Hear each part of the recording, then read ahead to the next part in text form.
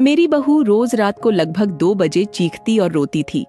एक रात ऐसा हुआ जो हमने कभी सोचा भी नहीं था। रात के 2 बजे मेरी बहू कमरे से बाहर आकर बैठ गई। उसके बाल खुले हुए थे और उसके शरीर पर कपड़े बेतरतीब तरीके से लटक रहे थे। यह सब देखकर मुझे बहुत हैरानी हुई कि वह ऐसा क्यों कर रही थी। जब इसका सच सामने आया तो मेरे पैरों तले जमीन खिसक गई। मेरे बेटे राजीव की शादी मैंने बड़ी मुश्किल से तय की थी। वह एक लड़की से बहुत प्यार करता था, लेकिन मुझे लगा कि वह हमारी पारिवारिक स्थिति और मेरे बेटे के लिए सही नहीं है। मैंने उसे बहुत समझाया और फिर उसकी शादी सुधा नाम की एक सीधी सादी संस्कारी लड़की से करवा दी। मुझे लगा कि सुधा हमारे परिवार और राजीव के लिए सबसे सही चुनाव होगी। शादी के बाद सुधा ने घर के कामों में पूरी मेहनत लगाई और हमेशा बड़ों का सम्मान करती रही। उसकी परवरिश और स्वभाव देखकर मुझे लगा कि मैंने अपने बेटे के लिए सही लड़की चुनी है। लेकिन शादी के कुछ दिन बाद एक रात करीब 2 बजे मेरे बेटे के कमरे से सुधा की चीखने की आवाजें आने लगीं।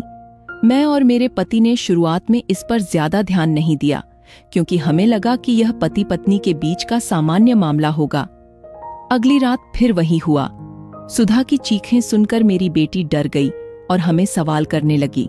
लेकिन हमने तय किया कि सुबह हम राजीव और सुधा से बात करेंगे। सुबह मैंने सबसे पहले राजीव से पूछा, लेकिन वह बस टाल मटोल करता रहा। फिर मैंने सुधा से भी पूछा, लेकिन उसने भी साफ इनकार कर दिया कि कुछ भी गलत नहीं हुआ है।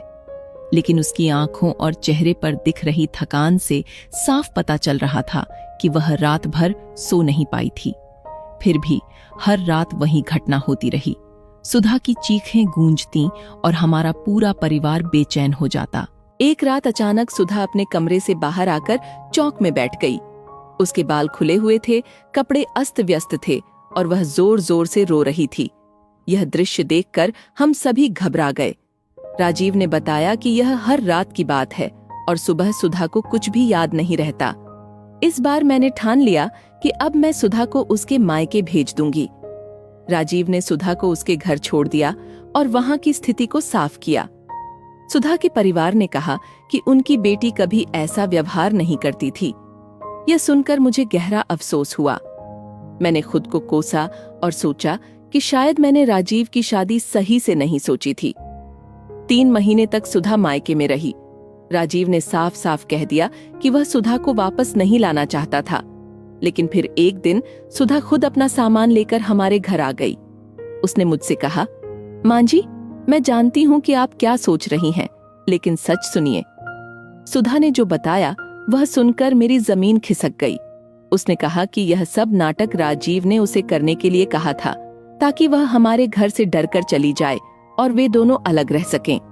राजीव चाहता था कि सुधा हमारे परिवार से अलग होकर एक बड़े शहर में उनके साथ रहे। सुधा ने पहले मना किया, लेकिन जब राजीव ने उससे बात करना ही बंद कर दिया तो उसने मजबूरी में उसकी बात मान ली। सुधा की सच्चाई सुनकर मुझे बहुत दुख हुआ। राजीव ने गुस्से में आकर कहा कि उसने सुधा से यह सब मेरे खिलाफ बदला लेने के लिए करवाया था। यह सुनकर मेरा गुस्सा फूट पड़ा और मैंने राजीव से साफ कह दिया, इस घर में मेरी बहू रहेगी। अगर तुम इसे स्वीकार नहीं कर सकते तो तुम्हें इस घर में रहने की कोई आवश्यकता नहीं है। धीरे धीरे समय के साथ राजीव ने सुधा को स्वीकार करना शुरू कर दिया। मैंने अपने बेटे के लिए सचमुच एक हीरा चुना था, लेकिन शायद मेरा बेटा ही उस हीरे के लायक नहीं था। मैंने सुधा को गले लगाकर कहा कि वह इस घर का हिस्सा है और हमेशा रहेगी। कुछ समय बाद सब कुछ ठीक हो गया और हमारा परिवार फिर से खुशहाल हो गया।